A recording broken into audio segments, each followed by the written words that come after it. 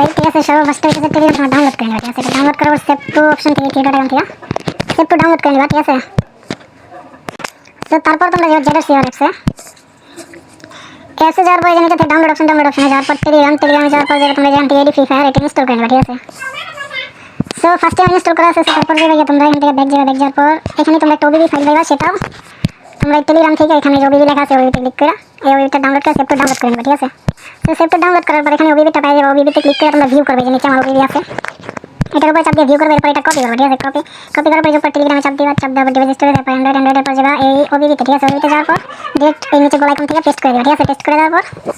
so এখন হচ্ছে তোমাদের মূল সেটিংটা গেম ব্যান্ড ছিল সেই সেটিংটা সো যখন গেমটা নামবে তারপর যাবে তোমরা ইনফোতে যাওয়ার পর এখান থেকে ফরগেট স্টপ আইকনটা থাকবে এটা একটা ক্লিক করবে তারপর যাবে তোমরা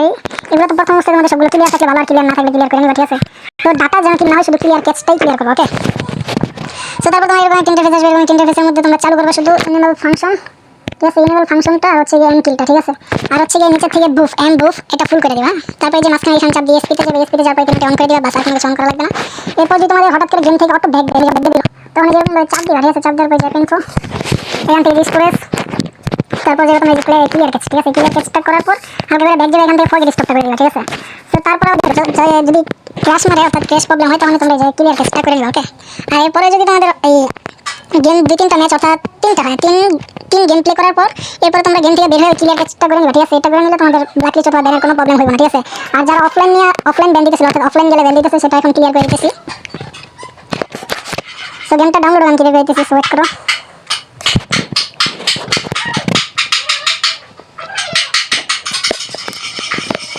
তো তারপর তোমরা যখন এই লোডিং হবে ওয়েট করো লোডিংটা শেষ হোক তো লোডিং শেষ হলো যখন তোমরা সবাই একবার নিজের মোবাইল দিয়ে আর কি তোমরা ট্রাই করে নিবা ঠিক আছে গেস্ট অ্যাকাউন্ট খুলে ট্রাই করে নিবা যদি তোমার মোবাইলে অনেক ডিভাইসে ব্যান দিতে পারে সো যাদের না দিবে সো ট্রাই করার জন্য একটা গেস্ট অ্যাকাউন্ট খুলে নিবা ঠিক আছে সো গেস্ট অ্যাকাউন্ট খুলে নেওয়ার পর তোমরা 2-3 ম্যাচ যদি ইজিলি তোমাদের গেম প্লে হয় তাহলে তোমরা ফেসবুকে এটা গুগলে দিবা হ্যাঁ আর যারা নতুন অ্যাকাউন্ট খুলবে অবশ্যই নামের দিকে খেয়াল রাখবা ঠিক আছে নামে এখান থেকে নাম কখনো সিলেক্ট করবে না ঠিক আছে নাম সিলেক্ট করলে অবশ্যই ব্যান দিবা তো ঠিক আছে হ্যান্ড রাইটিং নাম দিবা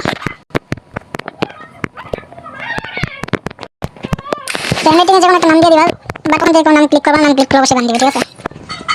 আর বিশেষ করে এটা ওখান থেকে নাম ক্লিক করবা গেস্ট আইডির ক্ষেত্রে ঠিক আছে বাদ বাকি ক্ষেত্রে করতে পারো না করাটাই বেটার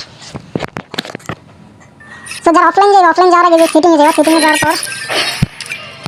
সো সেটিংয়ে যাবে যেখানে ক্লিয়ার ক্যাচ নামে অপশন আছে ক্লিয়ার ক্যাচটা কনফার্ম করে নিবা ক্লিয়ার ক্যাচ 2-3 বার করে নিবা করার যেরকম ভাবে অফলাইন যাবা তো তারপর আবার ইনফোতে যাবা এটা হচ্ছে অফলাইনের ক্ষেত্রে ঠিক আছে ইনফোতে যাবে এখান থেকে ক্লিয়ার ক্যাচ করে নিবা আবার ঠিক আছে ক্লিয়ার ক্যাচ এরপর তোমার আইডি কোনো ব্ল্যাক লিস্ট অথবা ব্যান দিবে না বাট যদি এমনি অফলাইন চলে যাও তাহলে আইডি ব্ল্যাক লিস্ট দিবে অবশ্যই হ্যাঁ সো সেটা ভিডিওটা ফলো করো কোনো ব্ল্যাক লিস্ট অথবা ব্যান প্রবলেম দিবে না সো